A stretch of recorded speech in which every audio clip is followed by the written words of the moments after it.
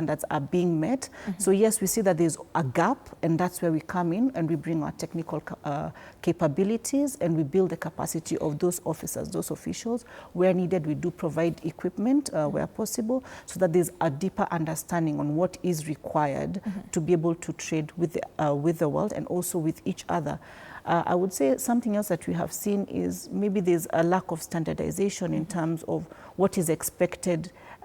Kenya could have a different standard, let's say in terms of measuring aflatoxin levels, maybe compared to another country like Tanzania or Uganda, and that in itself can be a barrier. So we are looking at how do we create more standardization and harmonization around standards, around the policies, and then how do we make that move forward. So the biggest challenge is each country is very protects itself in terms of having their own standards, and those standards also can result in barriers, so that then we are not able to access, yet we are neighbors, we're not able to trade with each other effectively.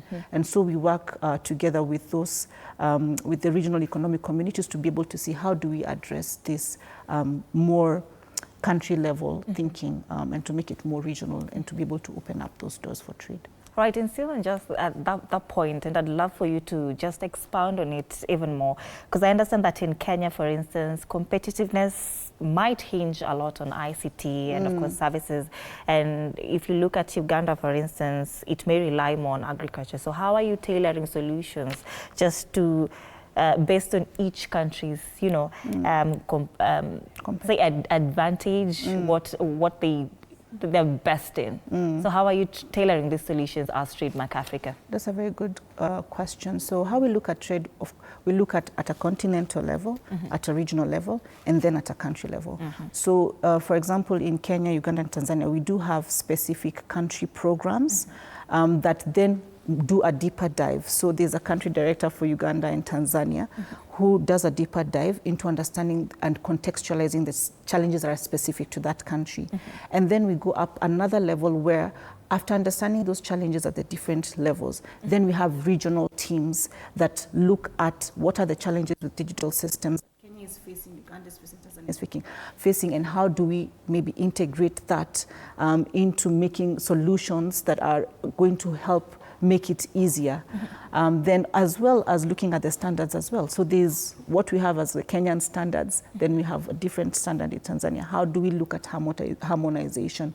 So we look mainly at trade as an ecosystem, So we don't just look at one specific area. We work across 6 portfolio areas. We have the trade and policy environment, so where we look at the policies, the taxation guidelines and regulations for each country, and then how do we look at also agreements within the EAC and different country agreements with other countries which are bilateral as well. How do we bring this together and harmonize, and especially through these regional economic communities?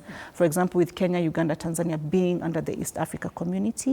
Secondly, we look at issues on standards, as I previously mentioned. So what are the challenges that are hindering trade? Is it that Kenyan standards are too high, Ugandan standards are too high? What is the right level so that we can be able to allow seamless trade? We also look at digital systems, as you've previously highlighted. How can we use digital systems to lead to a lot of trade happening? For example, here in Kenya and also within the region, we did a regional trade program that's called the Women in Trade program. And under that particular program, we developed a digital platform, trading platform that's called iSoko. And this was targeting cross-border traders, and to see how do we help there to be seamless trade. You know, when you look at the borders, there's a lot of opportunity for trade to take place, yet the barriers still exist. So how do we simplify that, and how do we use digital systems to be able to make sure that a Kenyan trading with a Ugandan understands what are the taxation laws in Kenya and vice versa? How do we make sure that they are able to access each other easily? How do we make sure that they are able to, raise any flags if they're experiencing any red flags? How do we also build their business capacity in terms of bookkeeping, in terms of accounting? So that's just one angle in terms of digital systems. Then we also look at physical connectivity and infrastructure. When we talk about borders that are actually the points of entry from one country to another, how do we make sure that they are seamless and they're effective to allow for ease of trade?